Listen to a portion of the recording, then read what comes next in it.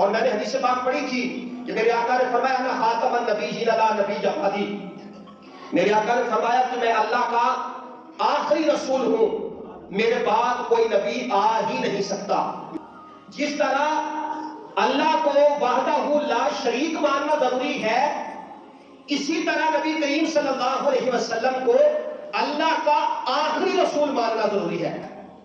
دیکھیں ہم گاؤں کے رہنے والے لوگ ہیں اور پتہ نہیں ہمارے جو ارباب اقتدار ہیں ان کو کیا ہو گیا ہے کہ تھوڑا سا وقت گزرنے کے ساتھ بالخصوص جو ناموس رسالت اور ختم نبوت کا قانون ہے اس کے ساتھ چھیڑ چھاڑ کی جاتی ہے۔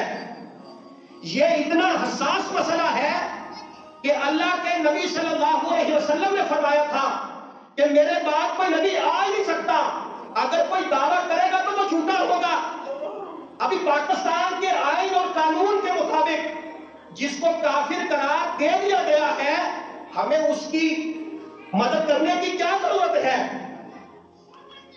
کبھی کوئی حکومت آتی ہے تو اس کے ساتھ چھیڑ چھاڑ کرتے ہیں، کبھی ہمارے بیٹھے ایوانوں کے اندر، اقتدار کے اندر، سپریم کورٹ کے اندر ہمارے ججز، ان کو کچھ حیا نہیں آتا کہ ہم پہلے مسلمان ہیں اس کے بعد کوئی کام دوسرا ہے، جب کھینچا ہوتا ہے ان کو کھلی رعایت دے دیتے ہیں۔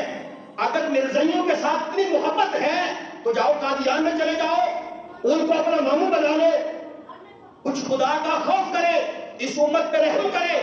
یہ امت کو چھوڑنے کا وقت ہے نہ کہ توڑنے کا وقت ہے۔ میرے بھائیو، ہمیں کن کاموں میں الجھا کر ابھی ہم حکومت کے معاملات میں پھنسے ہوئے ہیں، کبھی پی ایس ایل کی طرف لوگ دیکھ رہے ہیں اور دوسری طرف سارا غزہ فلسطین کو اسرائیل نے مار مار کر تباہ کر دیا ہے اور کسی بے غیرت حکمران کے کان پہ جوں تک نہیں لگ رہی۔ یار 57 اسلامی ممالک ہیں، یہ تو میں سمجھتا ہوں کہ سارے کے سارے غلام ہیں۔ اتنے بے غیرت حکمران کہ میرے آقا نے فرمایا کہ سارے مسلمان ایک جسم کی مانند ہیں، اگر جسم کے کسی حصے کو تکلیف ہو تو سارا جسم بے قرار ہو جاتا ہے۔ میرے بھائیو، کئی ہزار ہمارے مسلمان بھائی ان کو کاٹ دیا گیا، ان کے پاس نہ کھانے کے لیے کچھ ہے نہ پینے کے لیے کچھ ہے، ساری امت کو تار تار کر دیا گیا اور ہمیں کوئی ہوش ہی نہیں ہے۔ ہم کہاں کھڑے ہیں؟ کل قیامت کے دن ہم نے اللہ کے حضور پیش ہونا ہے، پتہ تب چلے گا جب سانس بند ہو جائے گی، قبر میں پہنچیں گے، پھر اللہ پوچھے گا کہ ہم نے تجھے اقتدار دیا تھا، کیا اقتدار اپنی ہوس کے لیے استعمال کرتے رہے؟ یا پورا فلسطین ختم ہو گیا، 57 اسلامی ممالک، کبھی جہاد عرب کا شعور ہوتا تھا، آج عرب کہاں کھڑے ہیں؟ عیش میں مبتلا ہے، اور ہم امت مسلمہ، یہ اسلامی جمہوریہ پاکستان، ہمارے مسلمان ملک اسلامی جمہوریہ پاکستان میں کسی ایک لیڈر کو بھی حیا نہیں آیا کہ وہ فلسطین کے مسلمانوں کے بارے میں کوئی بیان دے دے۔ یار ہمارا رازق ہمارا رب ہے، ہمارا خالق ہمارا رب ہے، ہم امریکہ اور اسرائیل سے کیوں ڈرتے ہیں؟ ہم کہاں کھڑے ہیں؟ میرے بھائیو، ہم سب نے جواب دینا ہے۔ میرے آقا نے فرمایا کلکم راعٍ وکلکم مسئول عن رعیتہ، میرے آقا نے فرمایا تم میں سے ہر کوئی نگہبان ہے اور ہر کسی سے اس کی رعایا کے بارے میں پوچھا جائے گا۔ میں اپنے گھر کا نگہبان ہوں، آپ اپنے گھر کے نگہبان ہیں۔ میرے بھائیو، علامہ صاحب نے فرمایا تھا افراد کے ہاتھوں میں ہے اقوام کی تقدیر، ہر فرد ہے ملت کے مقدر کا ستارہ۔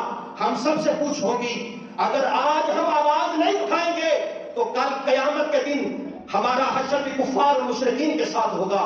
اللہ کی بارگاہ میں دعا ہے کہ اللہ تعالی ہم سب کو توفیق عمل عطا فرمائے، اور یہ جو ارباب اقتدار ہے ان کو ہوش کے ناخن لینے چاہیے۔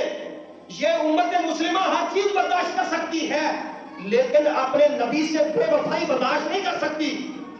اگرچہ جتنا بڑا مرضی اقتدار ہو، اگر سرکار کی تحفظ ناموس رسالت کے مقابلے میں یا ختم نبوت کے اوپر بات آئے گی تو سرکار کی امت کا ایک ایک بچہ کٹ مرنے کے لیے تیار ہے۔